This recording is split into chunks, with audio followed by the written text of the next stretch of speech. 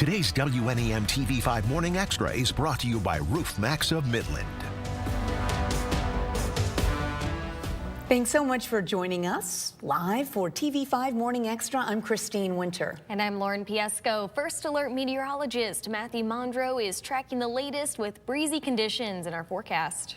Yeah, Lauren, Christine, we are tracking a breezy day ahead of us here. We've already had some of these wind gusts picking up throughout this morning. So gusts mainly between 25 and 30 miles per hour. Even right now, we have gusts in Saginaw up to about 31 miles per hour and in Caro at 29. We'll hold on to these wind gusts all day long, though. Southwesterly winds, so that does take highs into the mid to upper 30s for this afternoon. But with the wind forecast, it is worth noting here as well, really over the next couple of days, it's going to be breezy just like this. Identical wind for tomorrow. Now on Wednesday, we'll also have the same speed, but on Wednesday, that wind direction turning to the northwest. First Alert Pinpoint Doppler shows those snow showers that were in the northern thumb now leaving here. So at this point, we're dry for the rest of the daytime, just more of a partly to mostly cloudy sky. So while the morning bus stops here cool and breezy, the afternoon bus stops, these will be pretty quiet with those temps into the mid to upper 30s. We even could see a couple of peaks of sun later on today as students are heading back home from school. But we do have some damp weather in the forecast tomorrow. We'll take a look at that coming up here very soon. Lauren, Christine, back to you. Matthew, thank you. An update this morning on the launch of the RX Kids program in Saginaw County. Yes, later this morning, expectant mothers can sign up to get income support. The program officially launches today in the city of Saginaw, along with Bridgeport and Buena Vista townships. Expectant moms can receive $1,500 during pregnancy and $500 per month for the first 6 months of their child's life. RX Kids relies on public and private funding.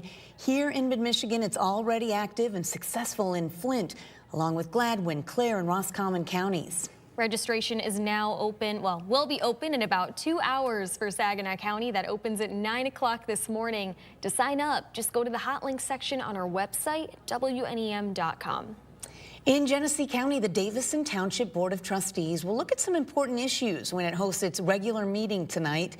That agenda includes a discussion on approving the start of a new building on Davison Road, public comment on a special assessment district, and the approval of 2 new police officers. The meeting starts at 6 at the Township Municipal Building on North Irish Road. People in Midland can weigh in on the city's Parks and Recreation Master Plan tonight.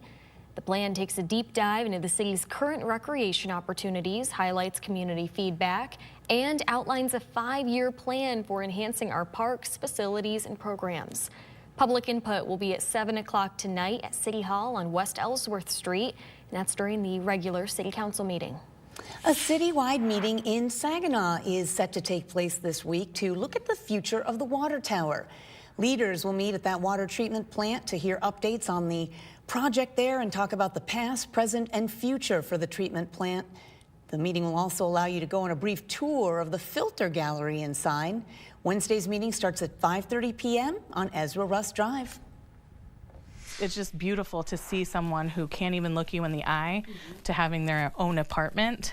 And it's because we say, we see you, here's a safe place to stay while you get your life in order.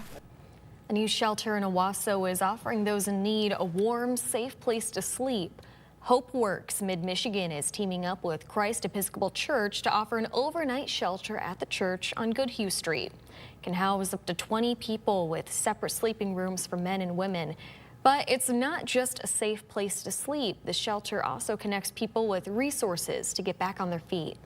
The 1st of October, we've had 15 people that have reached out because they were literally homeless. 15 people is a fair number when you look at the size of the community. Rural communities have high rates of homelessness compared to their population much of the time, but we don't see it because those folks know where to hide and lie low, so they're not as in the forefront. The shelter operates from 10 at night until 8 in the morning. If you or someone you know is in need of a warm place to stay, you can find the link to reserve a bed on the hot link section of our website. Go to WNEM.com. All right, staying in Shiawassee County, people living in Owasso can now receive help with home improvements. Community Development Block Grant funding from the state helps homeowners with projects like new roofs or windows, electrical, plumbing, and other energy efficiency upgrades. Now, in order to be eligible, you do need to meet some set guidelines and requirements, including owning and living in a home within city limits of Owasso. You have to have lived there for at least a year and also meet some income requirements. You can visit the building department at City Hall on West Main Street for more information. Happening today, a workshop in Flint to help students fill out the free application for federal student aid, or FAFSA, for college. Only a few devices will be there for students to use. Make sure you bring your own laptop or iPad. This workshop is at the GISD Irwin Davis Education Center, Entrance 3 on Maple Road in Flint. And that's tonight from 5:30 to 7:30. Registration is required beforehand. You can find that link in the hot link section on our website at WNEM.com. TV5 News Time now is turning 7:09. You are watching TV5 Morning Extra. We're going to take a quick break coming up. U of M's Board of Regents set to vote on the university's new president. When we come back, what we're learning about the reported choice. And remember, if you are watching on YouTube or Facebook right now, or maybe catching clips on Instagram, like, follow, and comment on the stories that mean most to you. Matthew will have a check of your first alert forecast when we return.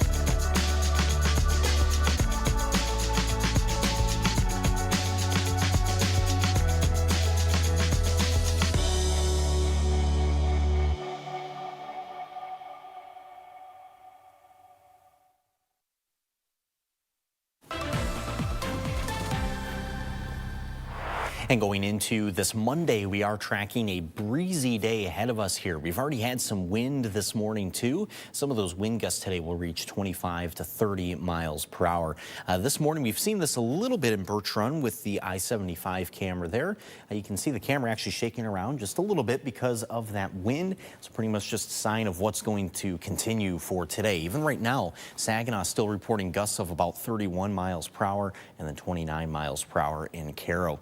We will have those gusts today, again, peaking at around 30 miles per hour southwesterly, so that does help to bring highs into the mid to upper 30s today. We actually do have some 40s on the way tomorrow, but then after that, we'll start to see some cool weather settling in for the extended forecast. So there is a pattern change ahead of us. That actually starts on Wednesday this week. So a couple of takeaways here for the week. First, tomorrow, we do have some damp weather in the forecast, both some rain and snow showers moving through. And then on Wednesday, that's where things will start to get colder. And then from there, we will stay cold and even more snow showers in the forecast, especially heading towards the weekend. Now, those snow showers that were in the northern thumb this morning have already left. At this point, we'll just be holding on to dry weather for the rest of the day. Partly to mostly cloudy. We will have clouds returning tonight, though, overcast for tonight. And then tomorrow morning, that's where we start to see the beginning of both of these rain and snow showers. This is at about 7 in the morning tomorrow. We do have some of these snow showers near Rose City and Houghton Lake. Eventually some rain mixing in from the south, places like Ithaca, Chesaning, and Owasso. I do think areas up to the north, like Whittemore or West Branch, could even see a little bit of rain tomorrow morning, too. By the afternoon, a little bit quieter than the morning, but eventually some lake effect will take over. So by tomorrow night especially, and as we go into Wednesday, the lake effect will be here, and these snow showers will be staying as we go through the day on Wednesday. More so scattered on Wednesday, but still those snow showers holding on for Wednesday because of the wind. First Alert 7-day forecast here does show a high of about 34 on Wednesday, but again, that's at the start of the day on Wednesday, right at sunrise. So from there, we only get colder throughout the day. In fact, Wednesday afternoon we'll have temps falling down into the 20s. From there, the 20s are going to continue in the forecast. Thursday, in particular, should be the coldest day of this work week. 21 for the high. We have 26 on Friday. More 20s for the upcoming weekend. Potentially another system moving through this upcoming weekend, too, that could bring some more snow showers with it. So overall, looking more wintry in the forecast, especially during the second half of that 7-day forecast. So Lauren, Christine, after Wednesday, we'll really start to see the forecast cooling off again. All right, Matthew, thank you. The University of Michigan is reportedly selecting its 16th president. The Detroit Free Press reports the university is set to hire Syracuse University's chancellor, Kent Syverud. If hired, he would replace Domenico Grasso, who's been serving as interim president since Santa Ono stepped down in May of last year.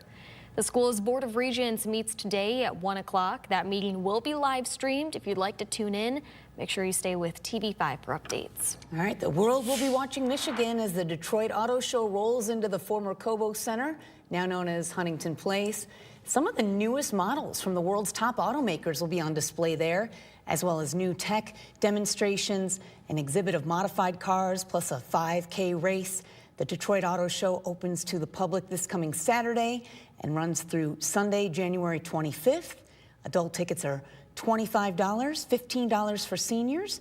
Children ages 3 to 12 get in for $10, and 2 and under are free. And Matthew, you'd be able to tell us all about that. Oh, yeah. What I'm seeing now, it looks great, but I know there's all sorts of things behind it, technology and upgrades. Yeah, it's I've been to the auto show in Detroit many times in my life. So having grown up in Metro Detroit, and my parents worked for Ford, we always would go. Big treat. Yeah, super cool to see. So very exciting for sure. Yes. Now in your first alert forecast here, we do have a breezy day ahead of us. In fact, the next couple of days actually should be breezy. Wind gusts up to about 30 miles per hour through Wednesday. Wednesday, though, again, that kickoff for where we start to see colder weather returning to mid-Michigan, even though this morning it is cold too, but we'll be back to the 20s, a little bit more typical January weather starting around Wednesday. All right.